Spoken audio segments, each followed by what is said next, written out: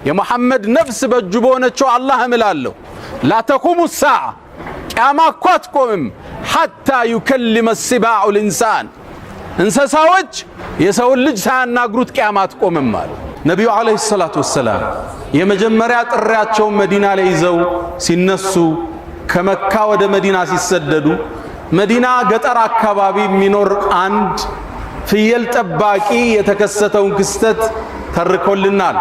አብረን እንከታተለው። ይሄ ፍየል ጠባቂ በረሃው ላይ ፍየሎችን ይጠብቃል። ድንገት አንድ ተኩላ ይመጣና አንዱን ፍየል ይዞበት ይሄዳል።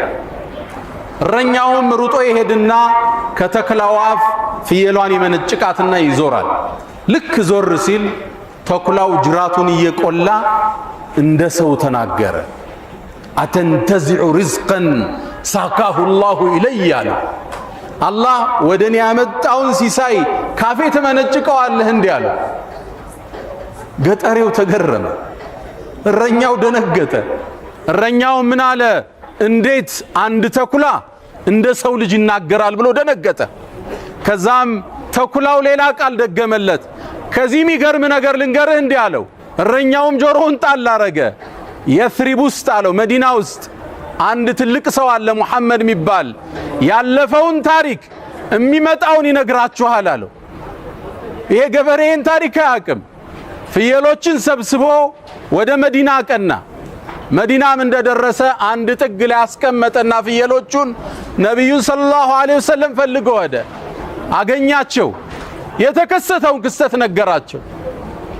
ነብዩና መሐመድ ሰለላሁ ዐለይሂ ወሰለም ሰሃቦቹን ጠሩና አሰላቱል ጃሚዓ ህዝብ ጥሩ አሉ።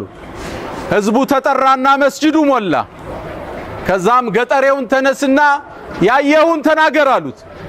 ተነሳና የተከሰተውን ክስተት ተናገረ። ሰሃቦቹ ደንግጠዋል። ይሄ ገጠር የሚያወራው ምንድነው ማወቅ ፈልገዋል።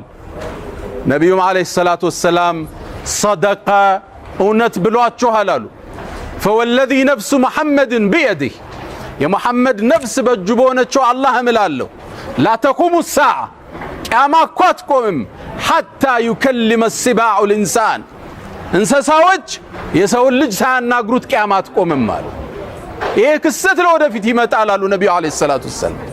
የሰው ልጅ የለበሰው ጫማ ማሰሪያው ያናግረዋል አሉ ረሱላህ ሰለላሁ ዐለይሂ ወሰለም።